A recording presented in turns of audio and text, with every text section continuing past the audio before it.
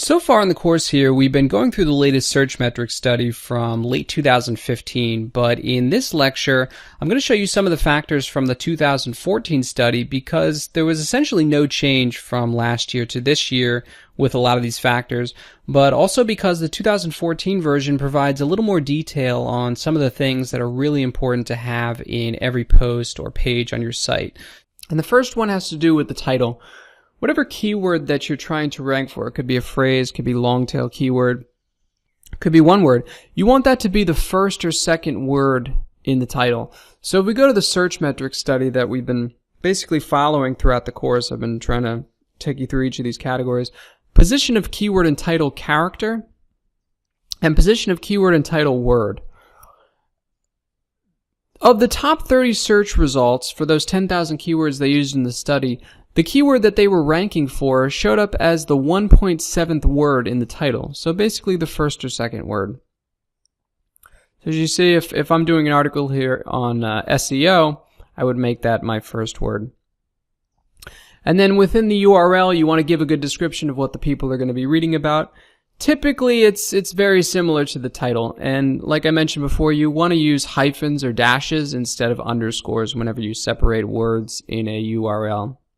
And keep the article as close to the domain name as possible. Like, don't have it 4 or 5 folders out.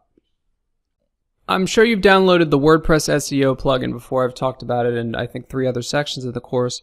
And so you get this box here, and you can type in whatever you want to focus this article on, the keyword you want to focus it on. So if we were focusing on SEO, it would check all of these things for us. And don't worry, this doesn't like put that keyword in the page anywhere or make it a meta keyword or anything like that. It's just for Yoast's purposes. And on the right here, you see this SEO poor, and you can click check, and it takes you to the page analysis tab of the plugin, and it tells you all of the problems that it finds in there, as well as all the things you've done well. So obviously I only have 1 sentence in the body here. You would have more than that. Typically you want more than 1,000. You want to use something called H1 and H2, and I'm going to show you how to do that in a second. Almost about 75% of the top 30 results had an H1 or H2, and these are basically subheadings. They just break up the material. They make it easier for people to understand what they're going to read. They give them an idea of what the next section is about. So within the body of your post, if you go to the little drop-down menu right above, you get a number of different options, and if you click heading 1, it's going to make the font bigger, and you can create a subheading here. And this is what we would call H1. And like I said, 70-some% of the top 30 websites have H1s. Now you can create an H2 also, and this could be right below it or in a different section of the article. Slightly smaller font. Now there was a little bit higher correlation between having the keyword you're trying to rank for in the H2 than there was in the H1. So if you include it in H2, it might improve your ranking just slightly. Now you can see it says there are no images in this post. This is the one part of this lecture where I'm going to show you the latest version of the Searchmetrics study, because the number of images has increased from last year to this year because the word count has gone up. So anytime you have more words in a post, you're more likely to have more images. And you can see here in the top 10 results for those 10,000 keywords, the average post had a little over 10 images. And this is based on a word count of 1,285 words for the average post in the top 10 results for those same keywords. And so it's basically saying that for every, say, 130 words, you're going to have 1 image. So just make sure you have a ratio somewhat similar to that, because images do increase the time on site, and Google does like to see a little more interactive elements on a page. So make sure to have at least 1,300 words and possibly closer to 2,000 in 2016 and beyond. So if you find a picture on the web, or maybe you have one of your own, you save it, and you click Add Media at the top if you've never done this before, and you would just upload it to your WordPress dashboard, and you would see it there. Right, you click Select Files and then put it in there. And then you would just click on it and select Insert into Page. And so now you have your picture, and you can resize it. Now, it's not going to be listed in the WordPress SEO plugin here, but video integration is also a ranking factor positively correlated with a good search result. So you'll see it's almost as important as image count.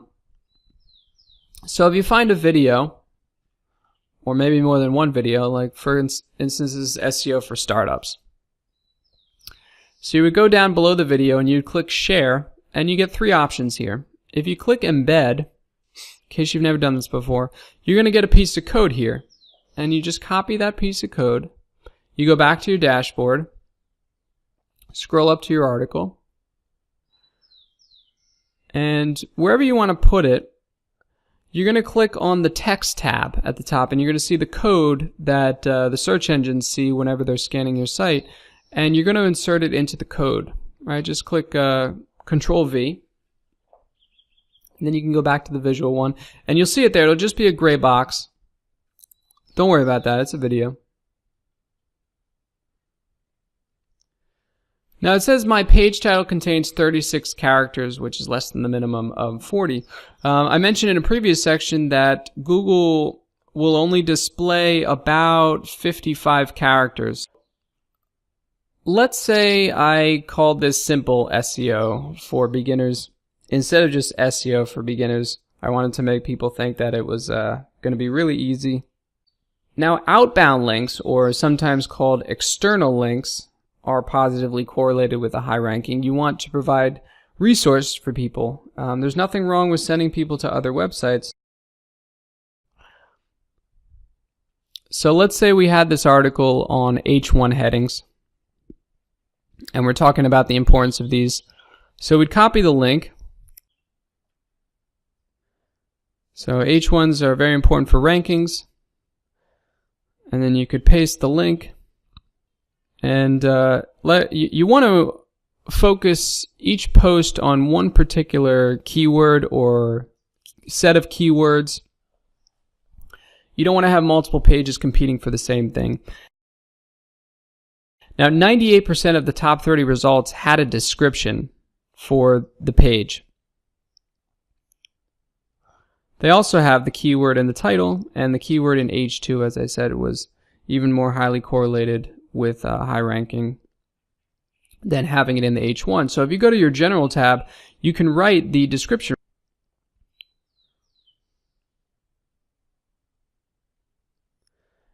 And that might be what shows up when people do a search for, I don't know, SEO for beginners. Google could also take their own description from something it finds within your article itself, but you want to have it.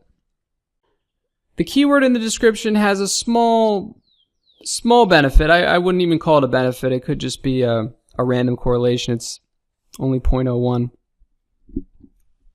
You can include the keyword in the description if you want. Google will most likely take your description from something within the article itself, though.